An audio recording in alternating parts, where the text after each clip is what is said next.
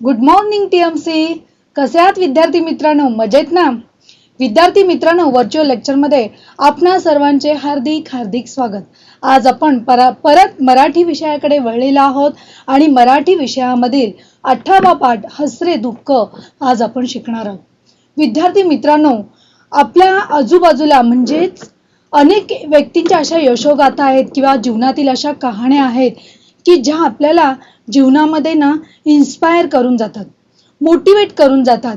अशाच एका जगविख्यात हास्य सम्राटाची आज आपण कहाणी शिकणार आहोत. ही कहाणी हसरे दुःख या पाठामध्ये लेखकाने खूप भावनिक दृष्ट्या त्याचे वर्णन केलेले आहे. चला तर मुलांनो, पाठाकडे वळूया. पाठाचं नाव आहे हसरे दुःख आणि हसरे दुःख हा जो पाठ आहे तो जगविख्यात हास्य सम्राट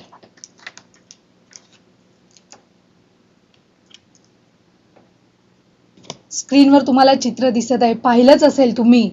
हे कोणाचं आहे बरं? ओळखू शकता तुम्ही? बरोबर, कोण आहे? चार्ली चॅप्लिन याचं हे चित्र आहे. आज आपण त्यांचीच कहाणी ऐकणार आहोत. ही घडलेली कहाणी आहे, सत्य कथा आहे आणि ही कथा तुम्हाला नक्कीच विद्यार्थी जीवनामध्ये इन्स्पायर करून जाईल, तुम्हाला प्रभावित करून जाईल. अशी सुंदर त्यांच्या जीवनावरील एक गोष्ट लेखकाने अचूक टिपलेली आहे. असा प्रसंग आहे तुम्हाला अभ्यासाला की जो जीवनामध्ये एक वळण देऊन जाईल. पाठाचे लेखक आहेत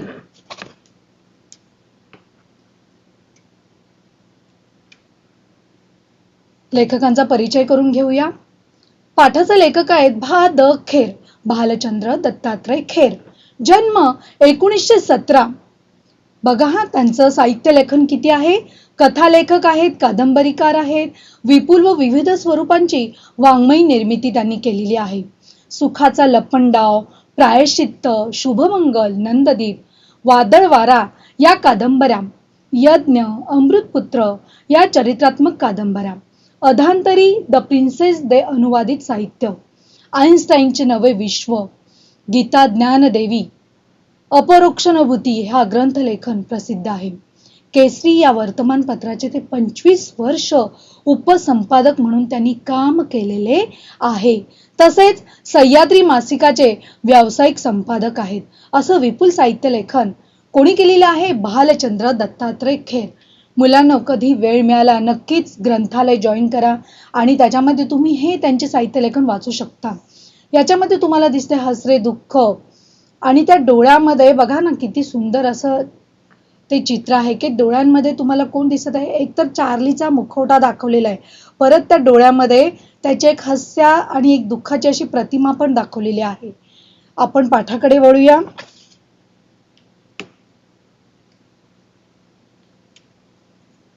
हसरे दुःख. चार्ली, जगविख्यात हास्य सम्राट. मुलांनो, मी तुम्हाला पाठाकडे वळण्यापूर्वी चार्ली चॅप्लिन यांच्या जीवनावर एक छोटीशी कहाणी ऐकवते. तुम्ही सगळ्यांनी ऐका बरं का. चार्ली चॅप्लिन हे त्यांचे वडील चार्ल्स आणि आई हेर्ली आणि चार्ल्स हे नेहमी रंगभूमीवर छोटे मोठे प्रयोग करून आपले पोट भरत होते. अशामध्येच ह्यांना 2 अपत्य होती. चार्ली आणि त्यांचा एक छोटा भाऊ होता. त्याच्यानंतर काही वर्षानंतर त्यांच्या वडिलांनी ही 2 मुलं आणि त्यांची पत्नी यांना सोडून दुसरं लग्न केलं. त्यामुळे काय झालं की त्यांची जी आई आहे हेर्ली ह्या डिप्रेशन मध्ये गेल्या, म्हणजे मनोरुग्ण झाल्या. मनोरुग्ण झाल्यानंतर उपजीविकेचं काही साधन नव्हतं. त्याच्या अगोदर आई रंगभूमीवर गायनाचं काम करायची, नृत्याचं काम करायची आणि त्याच्यातून त्यांची उपजीविका भागायची. परंतु काय झालं, त्याच्यानंतर जेव्हा ही डिप्रेशन मध्ये गेली त्याच्यानंतर पोटजीविकेचं काही साधन यांच्याकडे उरलं नव्हतं.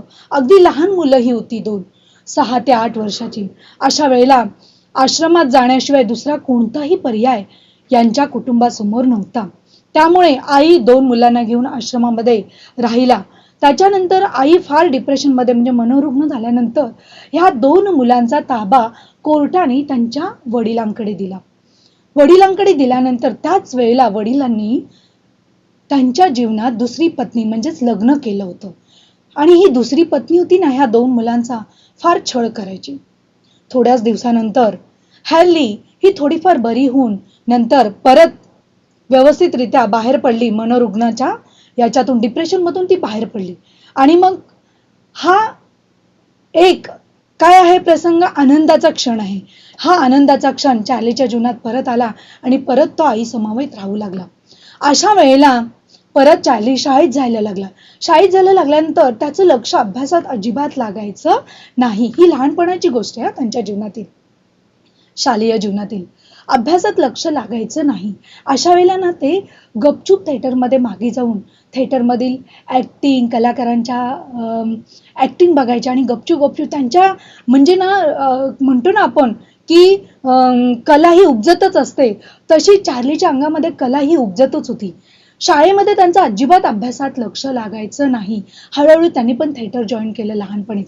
त्याच वेळेला एक सांगण्याची एक गोष्ट आहे, जो तुम्ही आज प्रसंग तुम्ही शिकणार आहात ना, तो पाठातील प्रसंग हा त्यांच्या जीवनात घडलेला प्रसंग, की ज्या वेळेला त्यांनी रंगभूमीवर पहिला प्रवेश केला.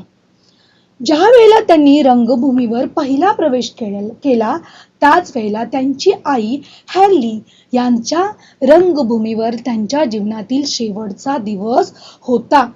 म्हणजे अनेक वर्ष कलावंत म्हणून किंवा एक कलाकार म्हणून जीवन जगल्यानंतर त्यांच्या जीवनातील ज्या वेळेला चार्लीने प्रवेश केला रंगभूमीवर, तोच दिवस त्यांच्या आईच्या आयुष्यातील रंगमंचावरील शेवटचा दिवस होता.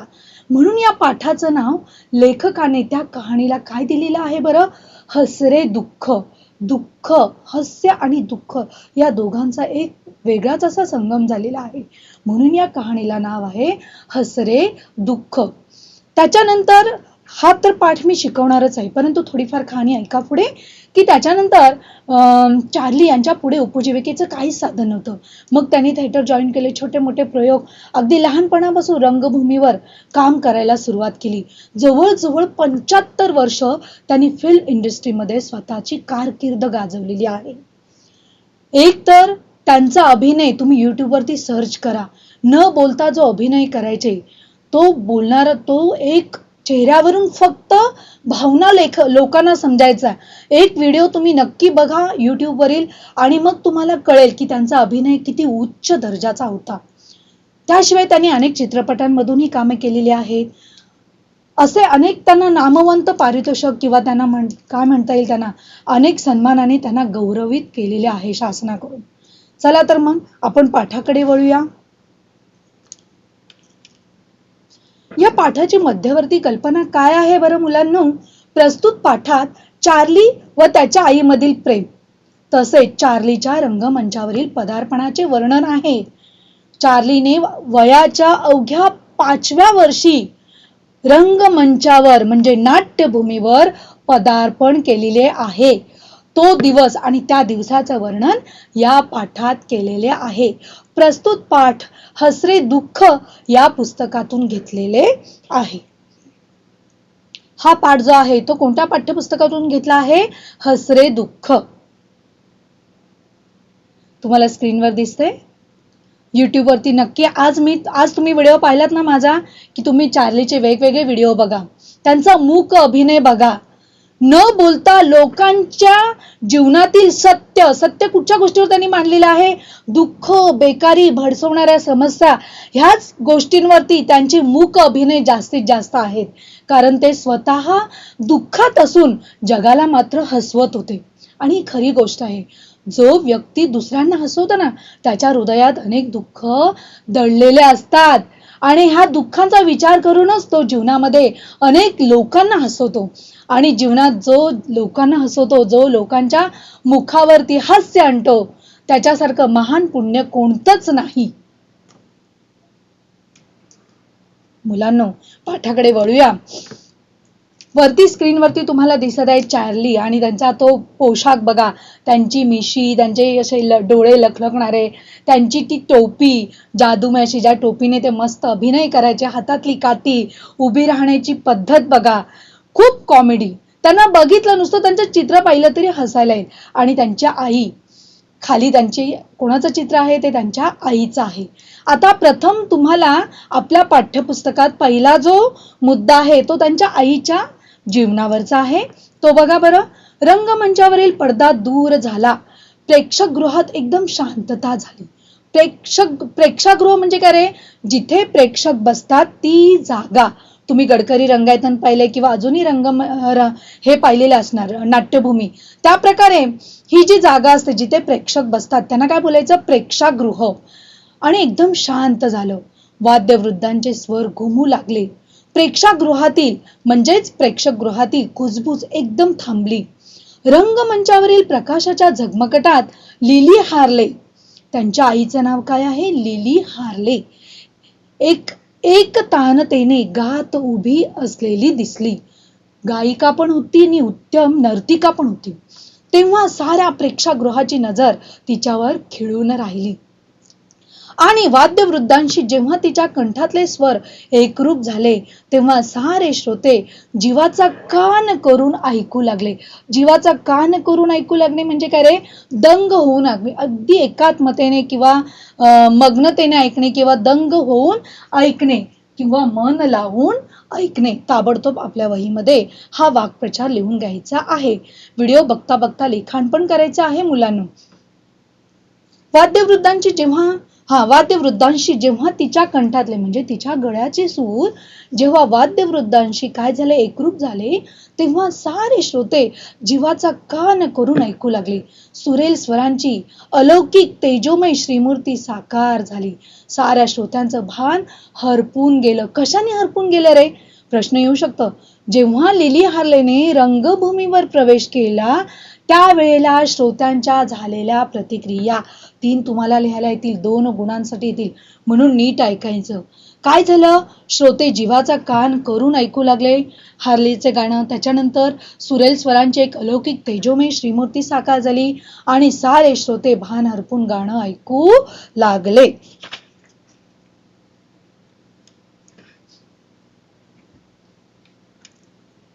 लिली हार्लेचा 5 वर्षाचा धाकटा मुलगा चार्ली हा छोटा आहे बरं का. लिली हार्लेचा 5 वर्षाचा धाकटा मुलगा चार्ली विंग मध्ये उभा होता. विंग माहितीये तुम्हाला? गडकरी रंगायतांमध्ये आपण बऱ्याच वेळेला आपला वार्षिक महोत्सव समारंभ साजरा होतो, त्यामुळे तुम्ही गडकरी रंगायताचा परिचय असेल.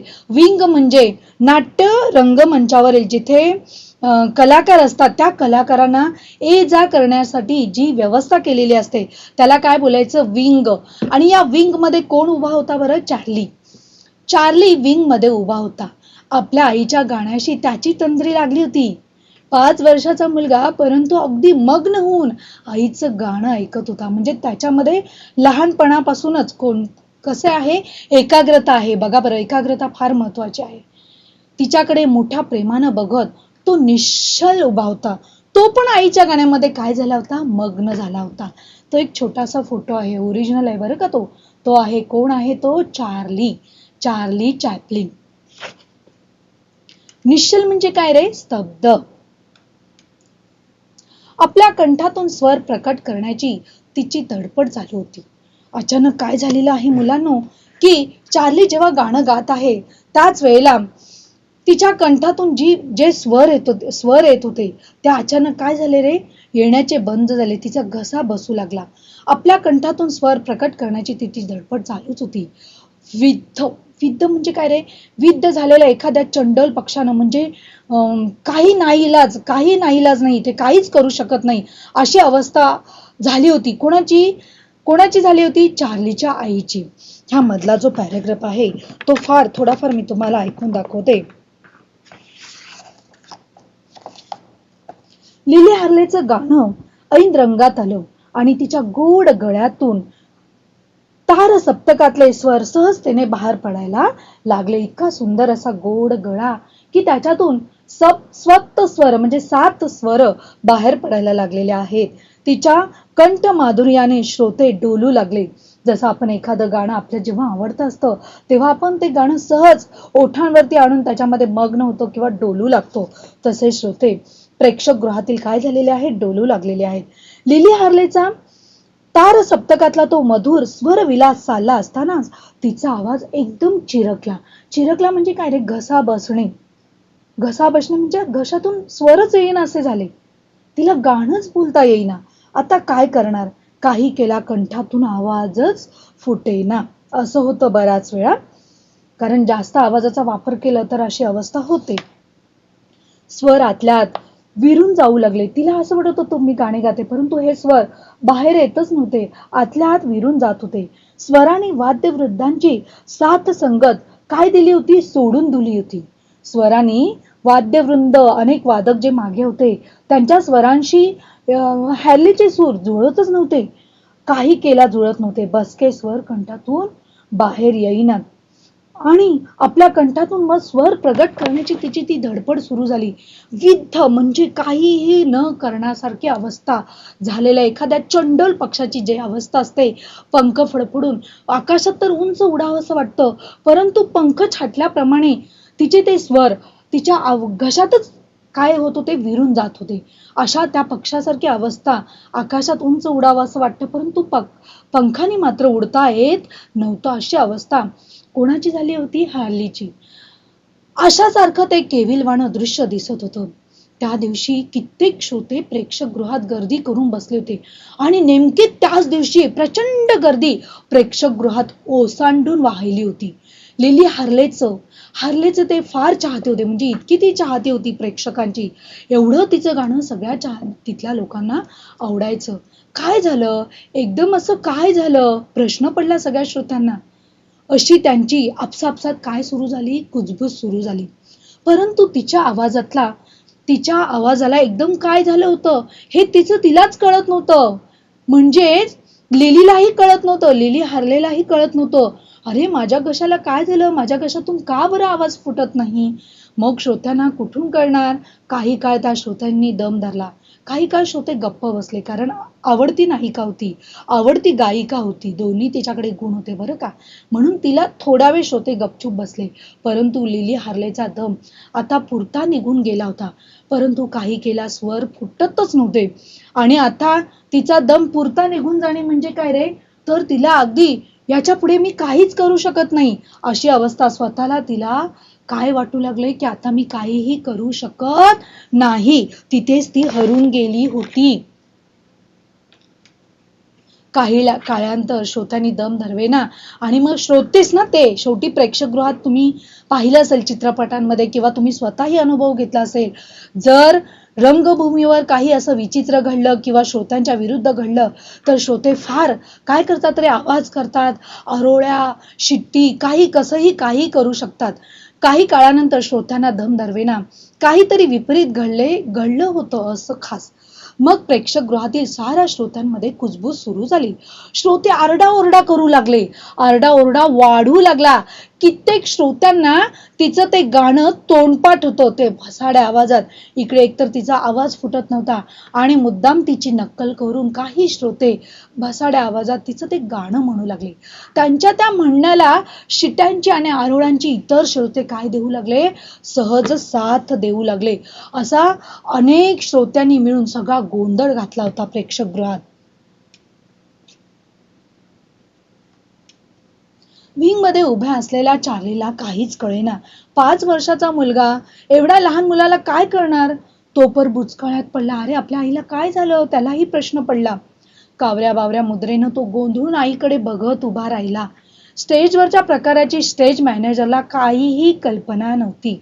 स्टेज म्हणजे रंगभूमीचे व्यवस्थापक, त्यांनाही काही कल्पना नव्हती. कारण अजूनपर्यंत लिलीचे जेवढे शो झाले त्या पूर्ण शो मध्ये लिली यशस्वी होती. एक यशस्वी गायिका, त्याशिवाय नायिकाही होती. त्यामुळे स्टेज मॅनेजरला अजूनपर्यंत असा अनुभव केव्हाही आला नव्हता. त्यालाच प्रश्न पडलं, काय झालं बरं? कारण एकदा लिली हार्ले स्टेजवर गेली की मॅनेजर बिनधास्त असायचा, की आता ती गेली ना, आता प्रेक्षक आणि लिली यांचं असं एकरूप असं नातं जमायचं. कधीच मॅनेजरला त्या स्टेजकडे वळण्याची वेळ आलीच नव्हती.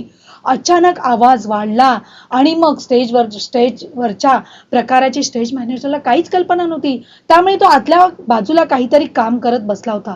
यापूर्वी असा प्रकार कधीच घडला नव्हता. काही असो, नृत्य असो, संगीत असो, नाट्य असो, किती कला आहेत बघा त्याच्या आईकडे. लिली हार्लेकडे कधीच बघावं लागत नसे व्यवस्थापकाला. प्रेक्षकगृहात, म्युझिक हॉलमध्ये आणि कॅन्टीन मध्ये लिली हार्ले एकदा उभी राहिली म्हणजे मॅनेजर निर्धास्तपणे दुसरीकडे बघायला मोकळा होता. ती उभी राहीपर्यंत काय, त्यात फक्त शो सुरू होण्यापूर्वी जी काय व्यवस्था असते तीच व्यवस्थापकाला म्हणजे मॅनेजरला करायला लागायची. बघा किती कॉन्फिडन्स आहे, किती हुशार आहे बघा हा. ती पियानो पण उत्तमरित्या वाजवत असे. तिची जी लांब सडक बोटं पियानो वाजवण्यासाठी वाकबगार होती. नृत्य करताना तिच्या पदन्यासात म्हणजे पायांमध्ये जशी जादू होती ना, तशीच तिच्या हातांच्या पाचही बोटात एक प्रकारची विलक्षण जादू होती.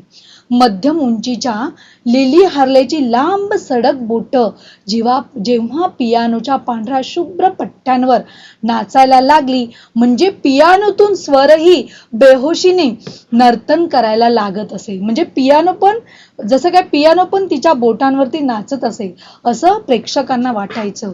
आणि ती गायला लागली की तिच्या कंठातून जे स्वर्गीय म्हणजे अक्षरशः तल्लीन होऊन स्वर्गात गेल्याचा जो अनुभव असतो तसा तो स्वर्गीय स्वर बाहेर पडत ते त्या पियानोतील स्वरांमध्ये एकरूप होऊन जात. कित्येक विनोदी प्रहसनात ती कायम राहायची. तेव्हा प्रेक्षकगृहात हास्यलहरी उठायच्या. त्या मॅनेजरच्या कानावर हमखास पडायच्या. लिली हार्लेच्या स्टेजवरच्या कामाकडे कधीच लक्ष द्यावं लागत नव्हतं अजूनपर्यंत. परंतु आजचा हा दिवस काहीतरी वेगळंच आणलेलं होतं. या दिवसानी ती मुकाट्याने, आणि मग काय झालं, तिचा पण अगदी नाइलाज झाला. ती मुकाट्यानं विंग मध्ये परतली. काही केला स्वरच फुटत नव्हते. मग काय करणार ती मुकाट्याने विंग मध्ये परतली.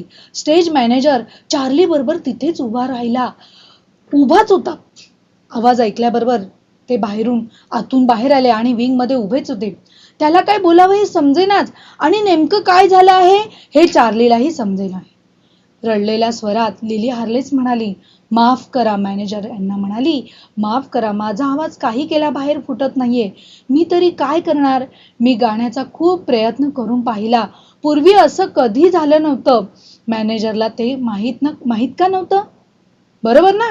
मॅनेजरला ते माहित का नव्हतं. त्यांना सगळं माहित होतं. अजूनपर्यंतचा लिली हार्लेचा रंगभूमीवरील प्रवास सगळं त्यांना माहित होतं. त्यामुळे त्याला पण हा प्रश्न पडला होता. त्यानं पिनॅफोर अँड आयोलधन आणि मिकाडो या नाटकातल्या तिच्या भूमिका बघितल्या होत्या. सल्व्हन कंपनीतले अपोरा बघितले होते. ऑपेरा. तिनं गायलेलं शास्त्रीय संगीतही ऐकलं होतं. हा एवढा सगळा एक्सपिरियन्स त्याच्याकडे लिली हार्ले बाबत होता, तर कसा काय त्याला प्रश्न पडणार. मग आत्ताच तिच्या आवाजाला एकदम काय झालं होतं ते मॅनेजरला कळलंच नाही. परंतु त्याला काहीतरी निर्णय घेणं भागच होतं. कारण एवढे प्रेक्षक समोर आहेत. आता काय निर्णय घ्यायचा, आणि निर्णय घेणं तर भागच होतो. तो म्हणाला, ठीक आहे, तुम्ही थोडी विश्रांती घ्या.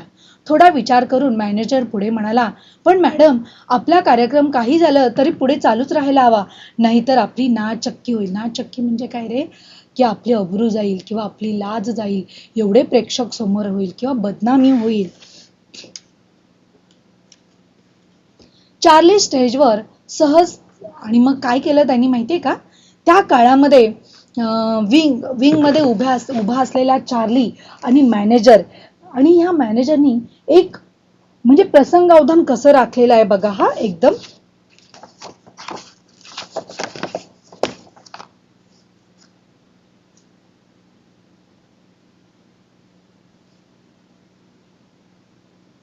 विंग मध्ये उभा असलेल्या चार्लीला पण काहीच कळत नव्हतं. त्यामुळे आता काय करणार. त्यामुळे त्या दिवशी जेव्हा प्रेक्षकगृहात आरोळ्यांचा जेव्हा मोठा असा आवाज यायला लागला, त्यावेळेला मॅनेजर काय झाले, पळत धावपळत आले आणि विंग मध्ये चार्ली शेजारी येऊन उभारला.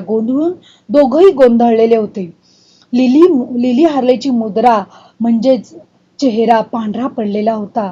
आजवर तिच्या गोड चढ्या गळ्यानं तिला कधीही दगा दिला नव्हता.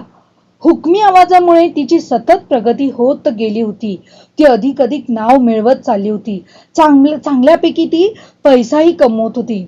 परंतु विद्युलता चमकावी आणि क्षणार्धात घनदाट अंधारात विलीन होऊन जावी असा प्रकार घडला होता.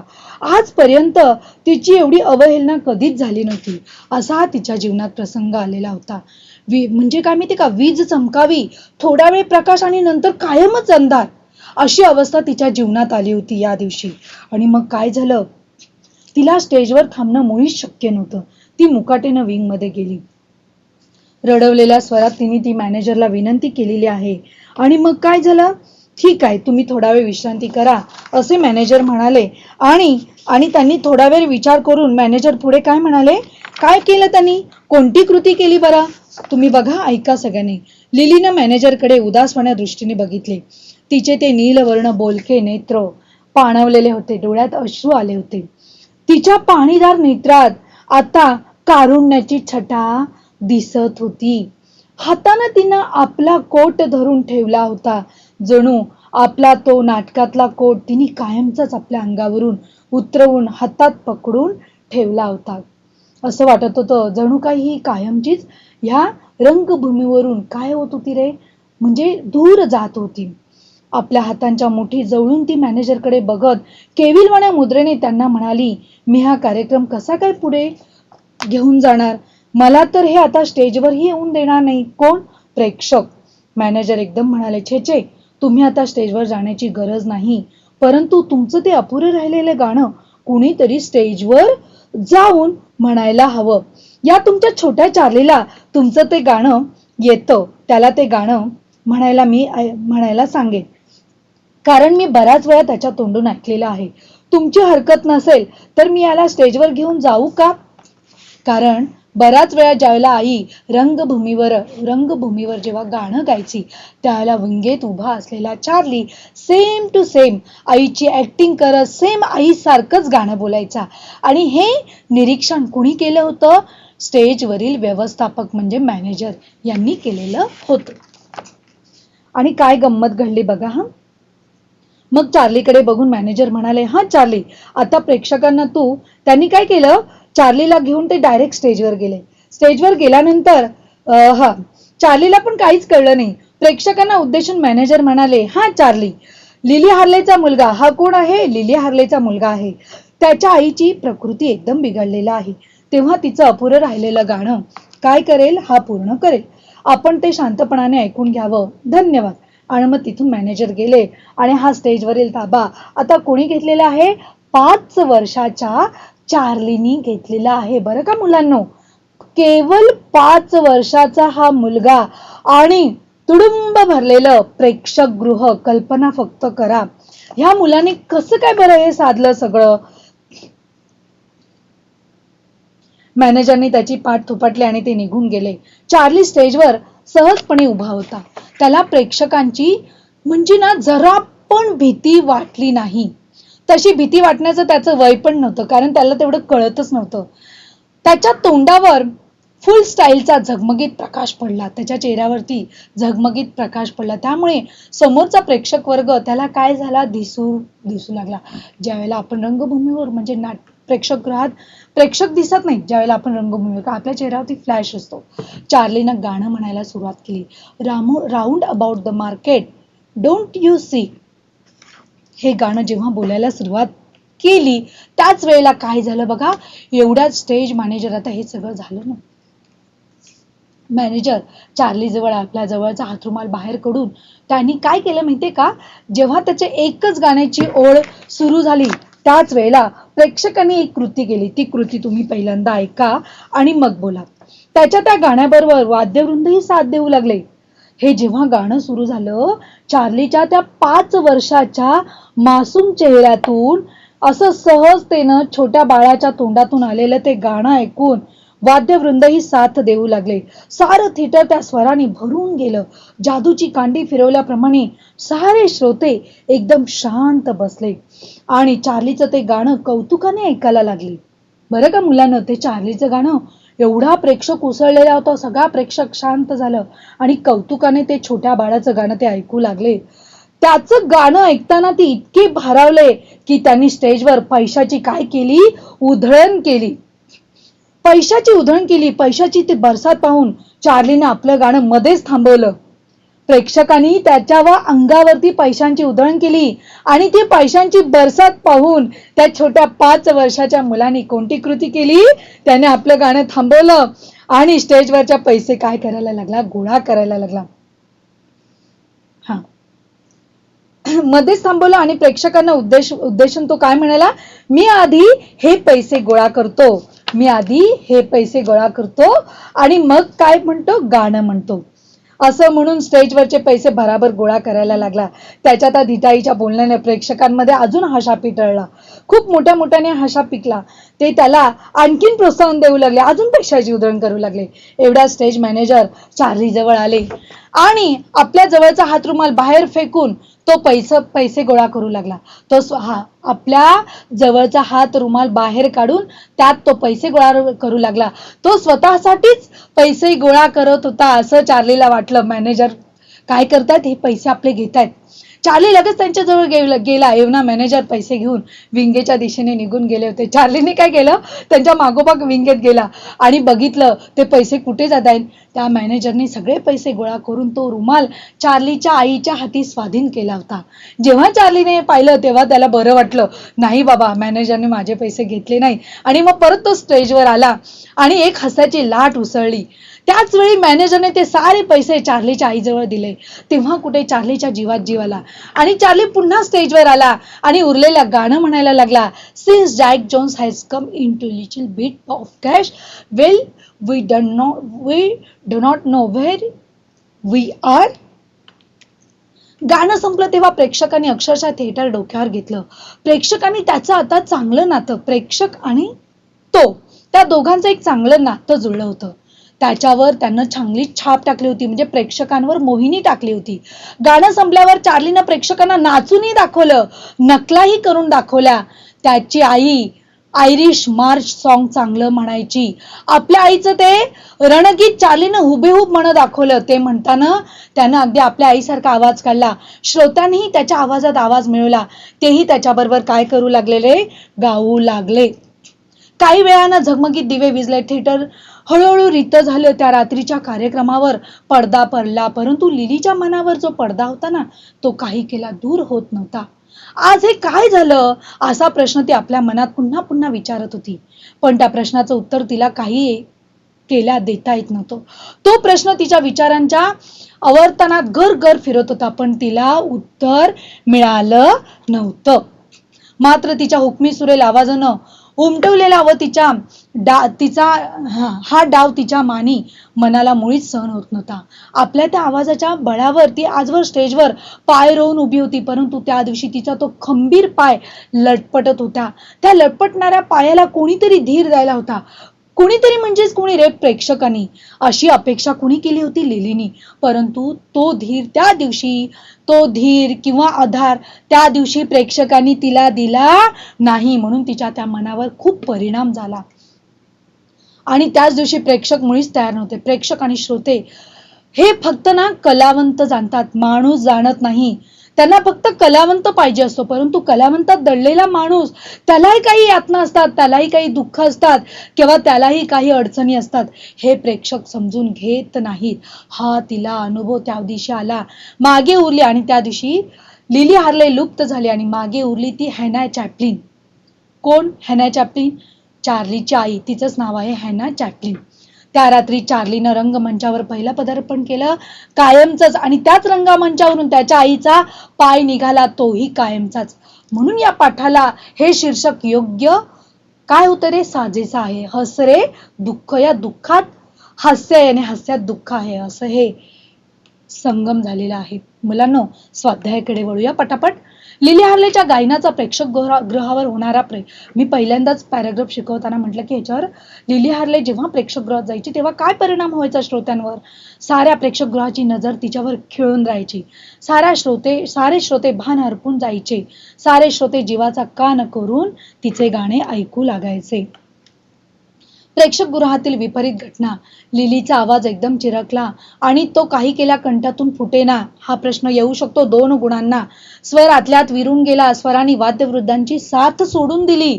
बसके स्वर कंठातून बाहेर येऊ लागले. ही सगळी अवस्था आहे, सगळे विपरीत परिणाम तिच्या गळ्यावरती झालेले आहेत.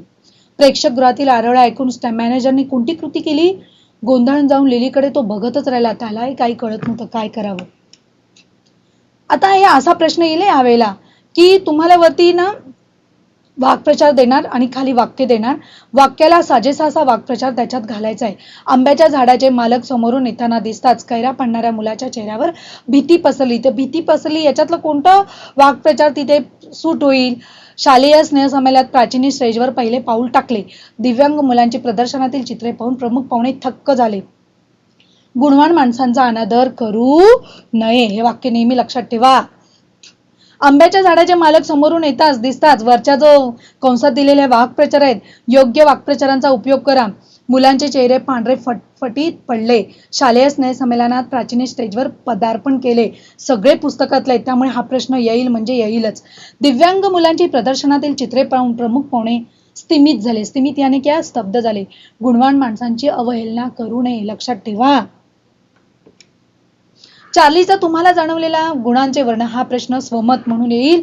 खूप सुंदर असा प्रश्न आहे. मुलांनी घडलेली कहाणी आहे, काल्पनिक नाही. याच्यातून आपल्या जीवनात काहीतरी गुण घ्यायचे आहेत, चार्लीकडून मोटिवेट व्हायचं आहे. त्यांची कहाणी ऐकून तुम्ही इन्स्पायर व्हायचं आहे. खूप सुंदर अशी कहाणी आहे. हसरे दुःखे अपाटे चार्ली आणि त्याच्या आईमधील प्रेम, तसेच चार्लीच्या रंगमंचावरील पदार्पणाचे वर्णन आहे. चार्ली हा मुळातच गुणी कलावंत होता. आपली ओळख त्याने पदार्पणातच करून दिलेली आहे. त्या दिवशी आई गात असताना तो एकाग्रतेने गाणे ऐकत होता. मला तर वाटले की तो आई बरोबर मनातल्या मनात गाणे गातच असावा. त्यासाठी एकाग्रता राखण्याची व आपल्या आवडत्या विषयाशी एकरूप होण्याची क्षमता लागते, आणि तो गुण कोणाकडे होता? चार्लीकडे. बघा ना, हे गुण लिहून ठेवा. रंगमंचावरून प्रत्यक्ष गाण्याची वेळ आली तेव्हा चार्लीने ते यशस्वीरीतीने गायले. त्याचे कारण त्याला कार्यक्रम सादर करायचा नव्हता, त्याला गायचे होते. त्याच्यात गायनाची उर्मी होती. त्याला असं काय माहित होतं का की मी मोठा नट होणार किंवा मी असं होणार तसं होणार? नाही, माहित नव्हतं. तो सहज गेला, त्याच्या अंगातच ते होतं ना. त्यामुळे सर्व अभिनय त्यांनी सहजरित्या केला होता. त्याच्यात गायनाची उर्मी होती म्हणून तो गाऊ शकला. पैशांचा पाऊस पडला, त्यांनी पैसे गोळा करायला सहज बाल प्रवृत्ती आहे ते. त्याच्या त्या मनाचा निरागसपणा, निष्पापपणा होता. अशा रीतीने हे स्वमती झालेले आहे मुलांनो. अशा रीतीने हा पाठ इथे शिकून झालेला आहे. मी आशा करते की तुम्हाला हा पाठ समजला असेल. मुलांनो, खूप सुंदर असा पाठ आहे. तुम्ही परत एकदा वाचा, हा व्हिडिओ बघा, त्याच्या स्लाइड्स काढत जा आणि त्याच्यानंतर त्याचं लेखन करा, स्वाध्याय लिहा आणि आपल्या विषय शिक्षकांकडे पाठवा. अशा रीतीने मुलांनो, पाठ ऐकल्याबद्दल धन्यवाद.